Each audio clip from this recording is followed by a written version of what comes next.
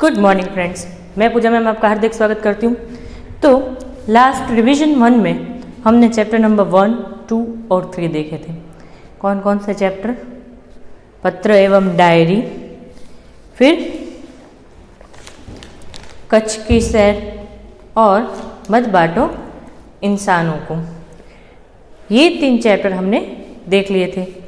आगे अब बढ़ते हैं तो चैप्टर नंबर 4 कर्मयोगी लाल बहादुर शास्त्री से आज हम पढ़ने वाले हैं।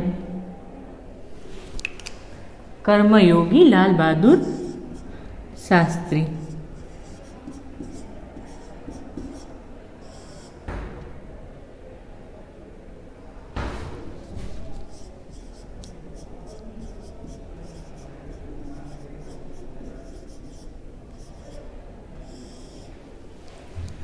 लाल बहादुर शास्त्री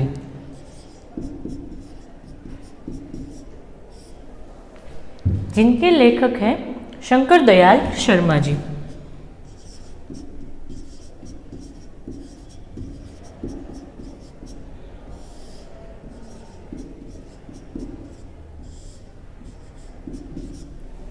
शंकर दयाल शर्मा जी। तो ये जी लगाऊंगे तो फिर बाद में हमने आदर भाव से जी लिखा था। तो कर्मयोगी लाल बहादुर शास्त्री। कर्मयोगी का मतलब क्या होता है? कर्मयोगी का मतलब होता है अपने काम पर विश्वास रखना। जो अपने काम पर डटे रहे उसे हम कर्मयोगी कहेंगे। जिसको जो काम दिया गया है, आपका काम क्या है? पढ़ाई करना। तो ये काम आपको दिया गया है तो वो कार्य आपको करना है, तो यह आपका कर्म है। आपको पढ़ाई करना ये आपका कर्म है। हम आपको पढ़ाते ये हमारा कर्म है। तो कर्म योगी लाल बहादुर शास्त्री शंकर दयाल शर्मा जी द्वारा लिखित। लाल बहादुर शास्त्री भारत के लोकप्रिय नेता थे। जवाहरलाल नेहरू की अचानक से मृत्यु हो जाने के बाद उन्होंने प्रधानमंत्री के पद को बहुत बेखूबी से निभाया था। इस पद पर वो केवल 19 महीने ही रहे थे। इस दरमियान उन्हें कठिन परीक्षाओं में से पास होना था, क्योंकि उस समय पाकिस्तान ने भारत पर आक्रमण कर दिया था। भारतीय सेना ने उसका मुंह तोड़ जवाब दिया। सारी दुनिया ने शास्त्री जी के नेतृत्व का लोहा माना। तो कर्म को ही ईश्वर मानने वाले शास्त्री जी के व्यक्तित्व को सुंदर रूप से यहाँ पे निरूपण किया गया है। तो इसमें हमें क्या क्या देखना है? पहले तो शंकर दयाल शर्मा जी हमारे 9th राष्ट्रपति थे। तो इसमें क्या क्या बात इस चैप्टर में याद रखने लायक है वो है लाल बहादुर शास्त्री जी के साथ कर्मयोगी विशेषण जोड़ना बिल्कुल उपयुक्त है। फर्स्ट लाइन जो है वही कि लाल बहादुर शास्त्री जी को कर्मयोगी भी कहा जाता है।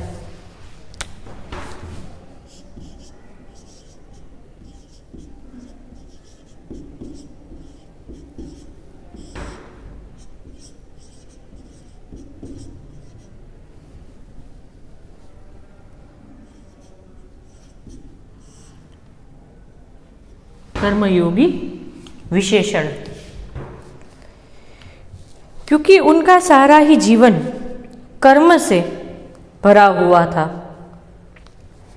शास्त्री जी सामान्य परिवार से उठकर प्रधानमंत्री के पद तक वो पहुंचे थे। उनका जीवन दर्शन गीता के निष्काम कर्मयोगी के प्रतिरूप था।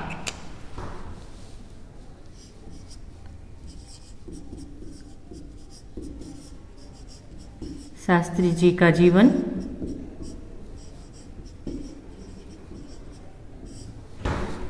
गीता की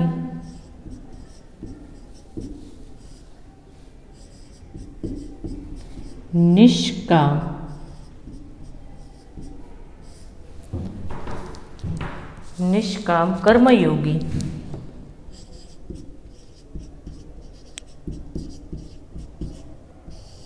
के प्रतिरूप था।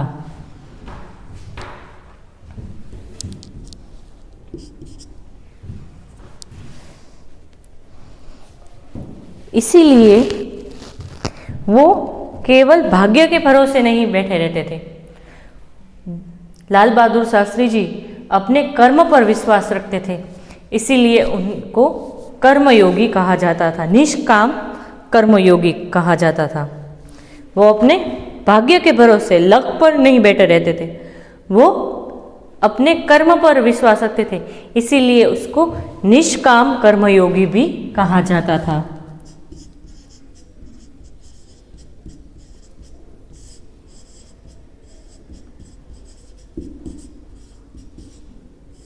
निष्काम कर्मयोगी भी कहा जाता था। फिर उनके जीवन का उद्देश्य, अपने उद्देश्य को प्रति उन लाल बहादुर शास्त्री जी उनके उद्देश्य के प्रति दृढ़ आस्था, उस उद्देश्य को प्राप्त करने के लिए कर्म का भाव तथा उस कर्म के प्रति संपूर्ण समर्पण थे। डेडिकेशन, फुल ऑफ डेडिकेशन उसमें देखने को मिलती थी। जब तक वो अपना कार्य पूर्ण नहीं करते, वो तब तक चुपचाप बैठे रहने वालों में से नहीं थे। शास्त्री जी का संपूर्ण जीवन श्रम,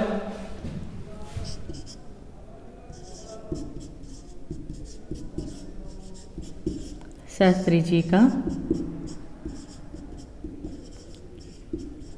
संपूर्ण जीवन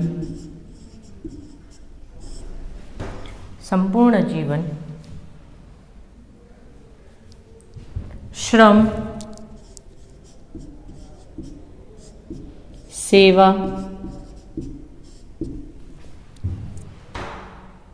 सादगी,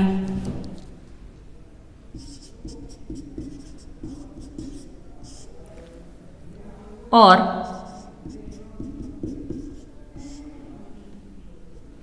समर्पण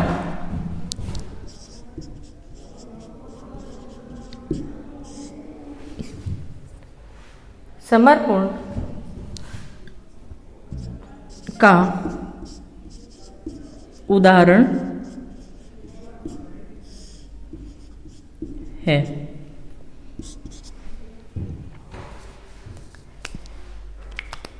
वो अपने जीवन में बिल्कुल सामान्य रूप से रहे हैं। कभी अपने आप को एक उच्च ओहदे पर होने बावजूद वो कभी भी अपने आप में अहम, अभिमान नहीं लाते थे और अपना जीवन संपूर्ण सादगी से बिताते थे। यह बताने की ज़रूरत नहीं है कि उसमें कोई अहम नहीं था, अभिमान नहीं था। यह हमें उनमें देखने को मिलता है कि जब कभी वो कार्य करते, उसमें ही उसके सारे गुण देखने को हमें मिल जाते थे। वो जो भी कार्य करते थे वो राष्ट्र के लाभ के कारण करते थे। वो अपने लिए नहीं, लेकिन राष्ट्र के, देश के खातिर जीते थे और जो कुछ भी करते थे वो राष्ट्र या देश के हित के कार्य करते थे। वे एक सामान्य परिवार में पैदा हुए, सामान्य परिवार में ही उनकी परवरिश हुई और जब वे देश के प्रधानमंत्री पद तक पहुँचे तब भी वे सामान्य ही बने रहे। उनकी व्यक्तित्व में एक विशिष्ट प्रकार का आकर्षण पैदा था। किनसे? विनम्रता, विनम्रता, सादगी,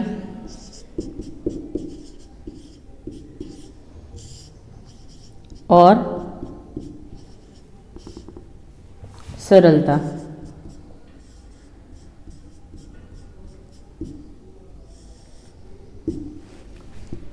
विनम्रता, सादगी और सरलता, यही उनके व्यक्तित्व को और निखारता था। 1921 में लाल बहादुर शास्त्री जी ने अपनी पढ़ाई छोड़ दी थी। वो देश को आज़ाद करवाने में लग गए थे। शास्त्री जी के मन पर गांधी जी और डॉक्टर भगवान दास के विचारों का बहुत बड़ा हाथ था। वो उनके ही आदर्शों पर चलते थे। 17 वर्ष की थी जब वे स्कूल में विद्यार्थी थे और उस समय उनकी उम्र 17 वर्ष की थी। गांधी जी के आह्वान पर उन्होंने पढ़ाई छोड़ दी थी। उसके बाद काशी विद्यापीठ में उन्होंने अपनी शिक्षा पूरी की। उनका मन हमेशा देश की आज़ादी और सामाजिक कार्यों में ही लगा रहा। परिणाम, सन 1926 में वे लोक सेवा मंडल में शामिल हुए।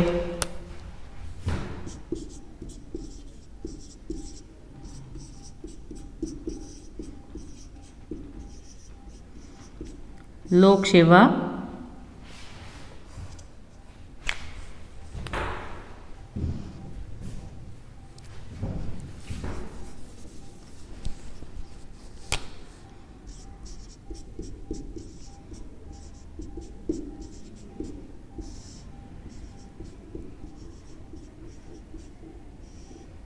लोक सेवा मंडल में शामिल थे। वो जब तक जिए उसके सदस्य बने रहे। फिर है 1930 में 1930 में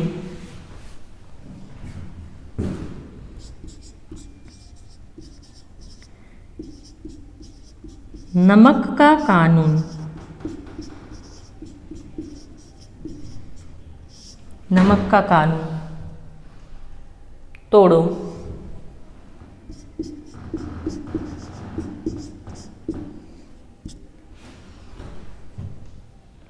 नमक कानून तोड़ो आंदोलन में भाग लिया और उसमें पहली बार वो जेल गए थे।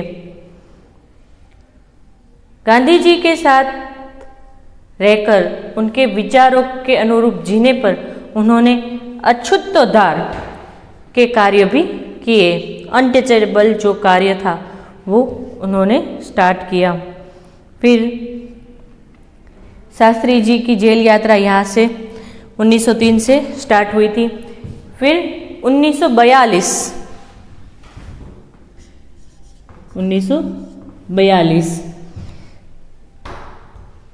भारत छोड़ो आंदोलन।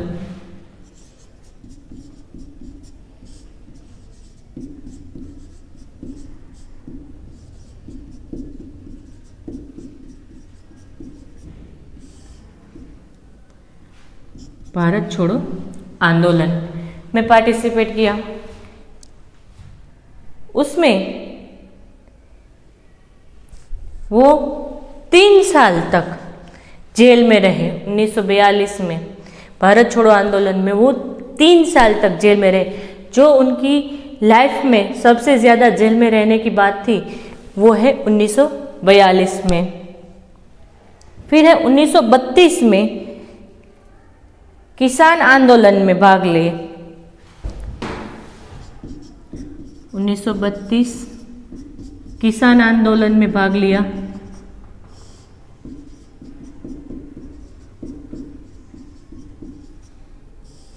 बारह वर्षों में वो 7 बार जेल जा चुके थे। कितनी बार? 7 बार।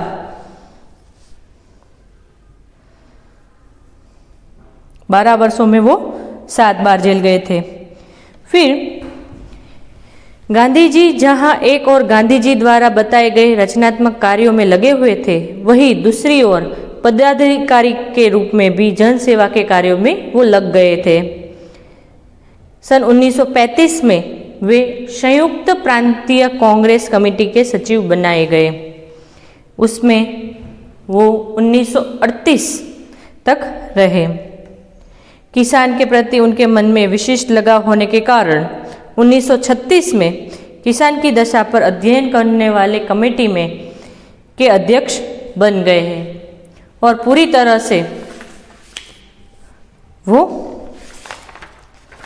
तरह से उसमें जमीन उन्मूलन के जो कानून बनाया था उसका पूरी तरह से विशेष जोर दिया था कि यह कानून नहीं होना चाहिए। इसके बाद 6 वर्षों तक वे इलाहाबाद नगर पालिका में किसी न किसी रूप से जुड़े रहे। गांधी जी के पास साथ रहते वो सामान्य मनुष्यों से इतना घुल मिल चुके थे कि उनकी परेशानी वो अपनी खुद की परेशानी समझते थे।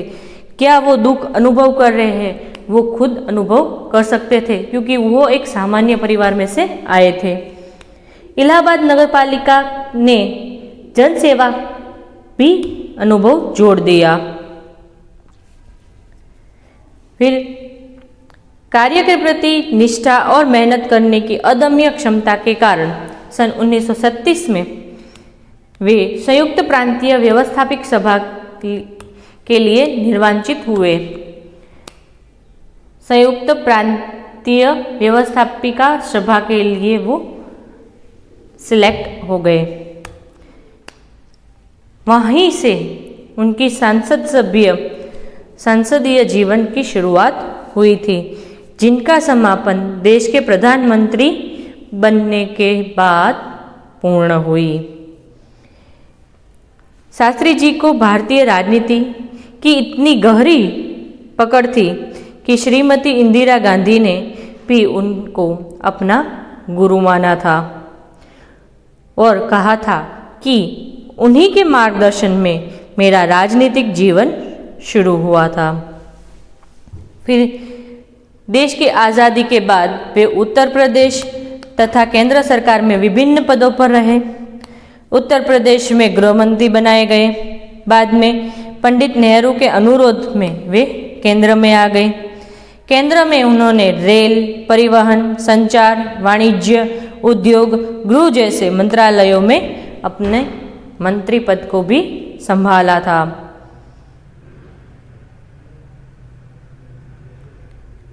वे अपने को कभी भी अपने पद के कारण ऊंचा नहीं समझते थे। उनकी बड़ी सीधी सादी सी धारणा थी कि वे जनता के शासक नहीं सेवक है।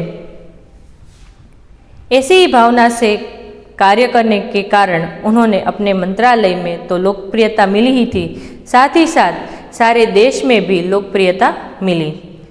इस लोकप्रियता का परिणाम था कि पंडित नेहरू के निधन के बाद देश ने उन्हें प्रधानमंत्री के रूप में स्वीकार कर लिया।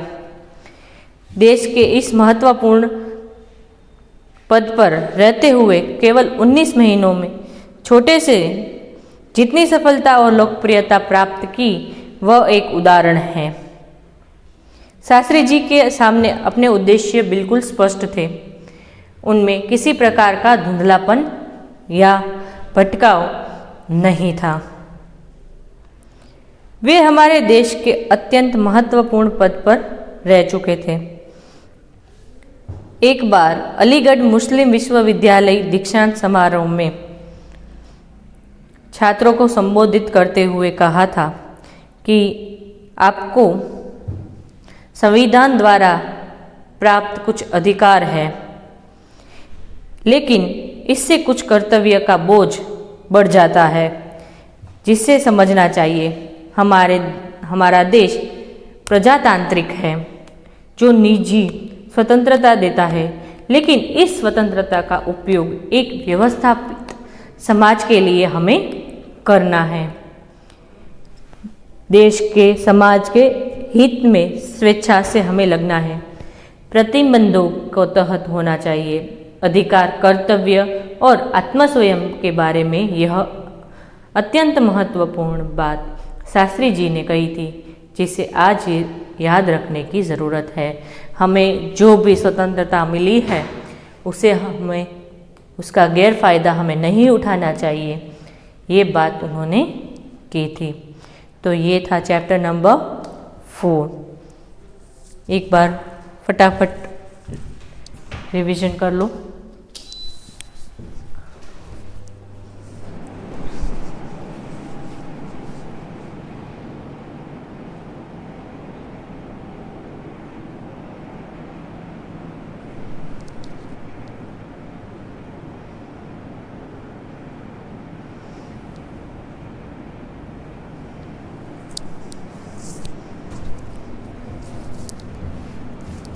चैप्टर नंबर 5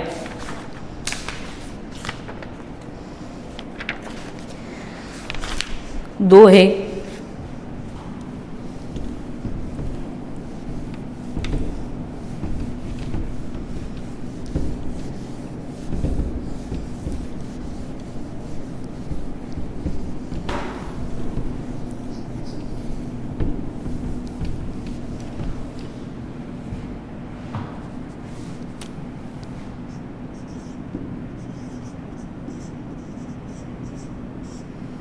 दोहे। कबीर,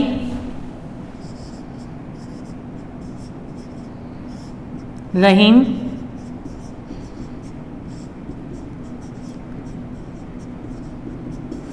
तुलसीदास।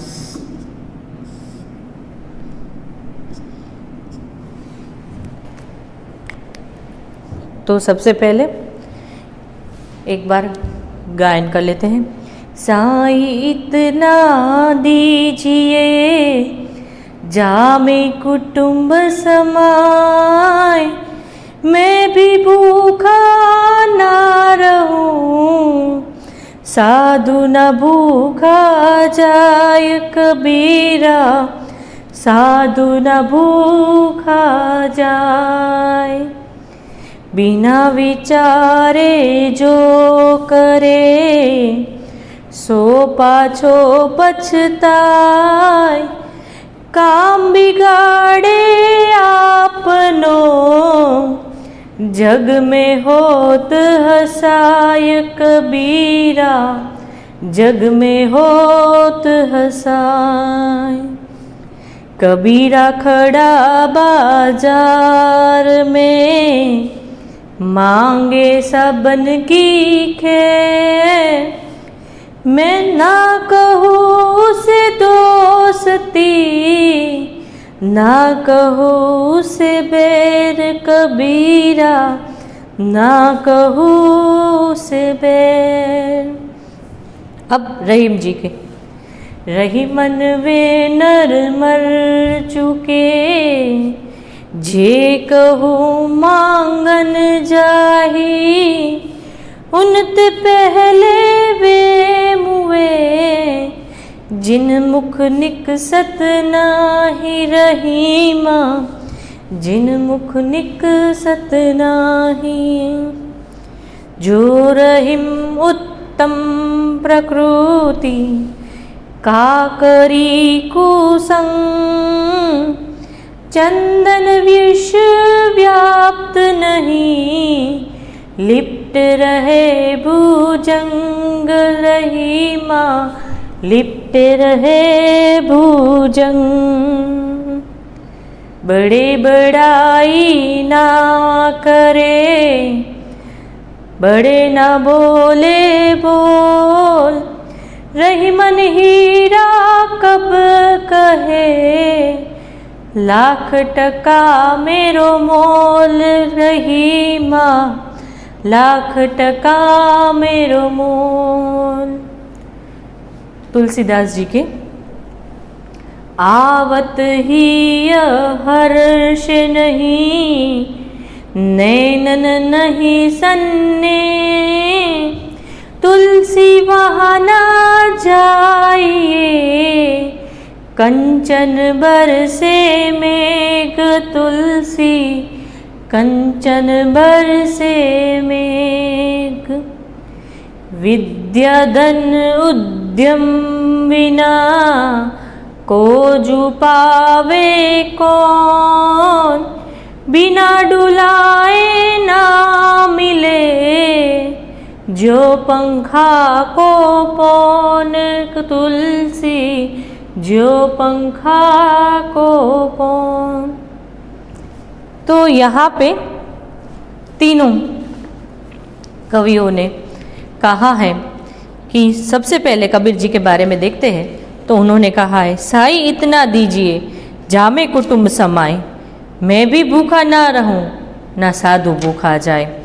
इसका मतलब यह है कि कबीर जी भगवान के पास ये प्रार्थना करते हैं कि बस मुझे इतना धन दीजना कि जिससे मेरा परिवार और मैं भूखा न रहे, और यदि कोई भिक्षा मांगने के लिए साधु मेरे घर पे आए, साधु फकीर कोई मेरे घर पे आए, वो भी भूखा मेरे घर से न जाए। यहाँ पे संतोष की भावना देखने को मिलती है। बिना विचारे जो करे सो पाछो पछताए, काम बिगाड़े आपनो जग में होत हंसाए। जो व्यक्ति बिना सोचे समझे कार्य करता है उसे पीछे पछताना पड़ता है। खुद का तो काम बिगाड़ता ही है, लेकिन जग में उसकी हंसी उड़ाई जाती है। कबीरा खड़ा बाजार में मांगे सबन खीक है, ना कहूँ उसे दोस्ती ना कहूँ उसे बैर। कबीर कहते हैं कि मैं बाजार में माने कि सबके सामने खड़ा होकर भगवान से सबकी कुशल मंगलता की प्रार्थना करता हूँ, सबकी भलाई के लिए प्रार्थना करता हूँ। उसमें मेरी कोई दोस्ती नहीं है और ना किसी से दुश्मनी है। मैं सबके लिए सब कुछ मांगता हूँ। रहीम जी के बारे में सबसे पहले एक बार रहीम जी के दोहे आप पढ़ लीजिए।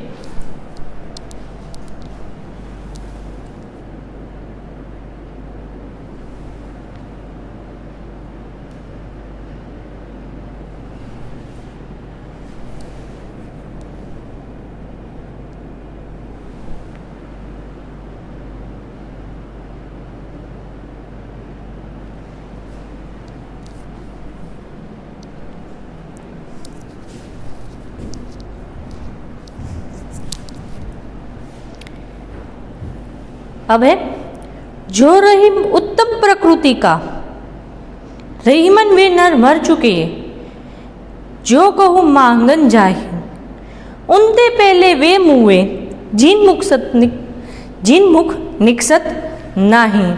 रहीम जी कहते हैं कि वे मनुष्य मेरे लिए मर चुके हैं जो दूसरों के पास मांगने जाते हैं, परंतु उनसे पहले वे लोग मर चुके हैं जो मांगने वालों को देने से इनकार कर देते हैं, मना कर देते हैं।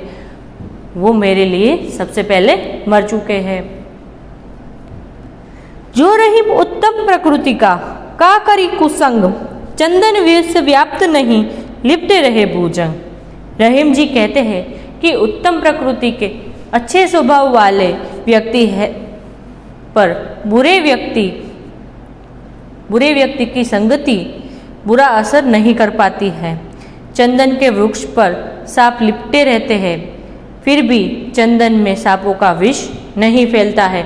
यहाँ पे अच्छे और बुरे व्यक्ति के बीच में अंतर बताया गया है कि हमारा स्वभाव अच्छा हो तो हमारे साथ चाहे कितने भी बुरे व्यक्ति क्यों ना हो, हम पर कोई बुराई काम नहीं कर सकती है।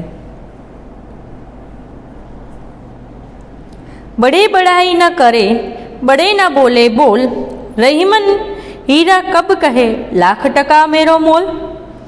यहाँ पे कहते हैं कि बड़े लोग कभी अपने मुख से अपनी प्रशंसा नहीं करते हैं, वह कभी बड़े बोल नहीं बोलते हैं, बड़ी बड़ी बातें नहीं करते हैं। जैसे कि हीरा बहुत कीमती है, वो कभी भी यह नहीं कहता है कि मेरा लाख रुपया मोल, माने कि कीमत है। उसी तरह जो अच्छे व्यक्ति है, जो बड़े व्यक्ति है, कभी भी वो दूसरों के सामने ये नहीं कहते हैं कि ये मेरा काम है, ये वो है, मैं इतने पैसे कमाता हूँ, मैं ये करता हूँ, मैं वो करता हूँ, ये सारी चीज़ें वो नहीं कहते हैं। तुलसीदास जी, आवत ही हर्ष नहीं नैनन नहीं सने, तुलसी वहाँ न जाइए कंचन बरसे मेघ। तुलसीदास जी कहते हैं कि जिस घर के लोगों का हृदय तुम्हें आया हुआ देखकर हर्षित खुश ना हो और उनकी आंखों में हमें प्रेम न देखने को मिले, वहाँ हमें जाना नहीं चाहिए। चाहे वहाँ पे सोने की बारिश क्यों ना हो, वो पैसेदारी ही क्यों ना हो, लेकिन हमारा मान सम्मान नहीं है, उस घर पे हमें जाना नहीं चाहिए। विद्या धन उद्यम विना कहूँ जो पावे कौन, बिना डुलाए न मिले जो पंखा को पौन। यहाँ पे कहते हैं कि बिना परिश्रम के हमें कुछ हासिल नहीं होता है। अगर हमें कुछ हासिल करना है तो हमें परिश्रम करना पड़ता है। जिस तरह से आपने हैंड फैन देखे हैं ना, तो उसमें से भी हमें पवन लेना है तो हमें हाथ हिलाना पड़ेगा, तब हमें पवन आएगा, तब हमें हवा मिलेगी। पंखे के बिना हवा हमें नहीं मिल सकती है, तो उसी तरह हाथ हिलाए बिना हमें पवन हवा नहीं मिल सकती है। तो उसी प्रकार हमें बिना परिश्रम के हमें कुछ नहीं मिल सकता है। तो ये थी चैप्टर नंबर 4 और 5।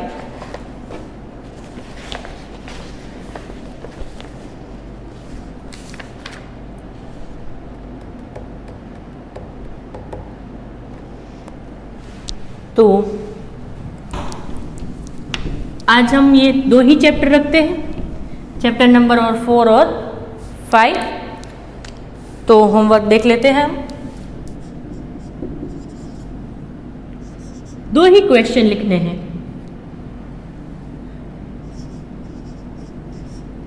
रहीम, तुलसी और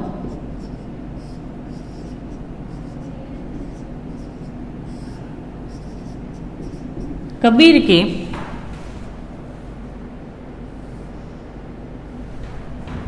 अन्य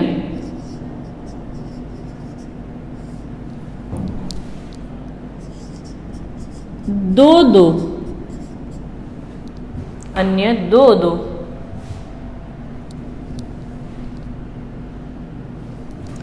दोहे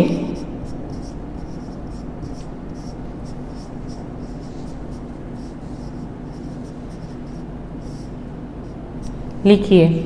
जो हमारे चैप्टर में नहीं दिए गए हैं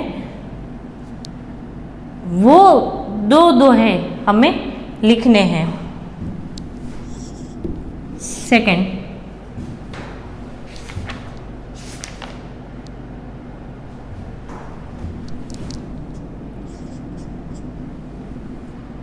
मेरा प्रिय नेता, मेरा प्रिय नेता विषय पर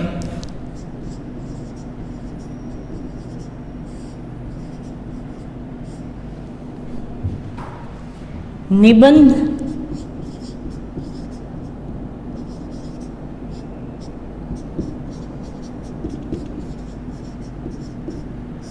लिखिए। चलो यहाँ पे निबंध ज़्यादा बड़ा हो जाएगा आपके लिए, तो एक एक कर देते हैं। चलो, पर लेकिन हमारी टेक्स्ट बुक में नहीं होने चाहिए, बाहर के होने चाहिए। एक एक आराम से मिल जाएंगे। यदि आपने लेक्चर पढ़ा हो तो उसमें मैंने कई सारे दोहे गाए भी थे और बताया भी था कि यह दोहे हमें और कहाँ से मिल सकते हैं।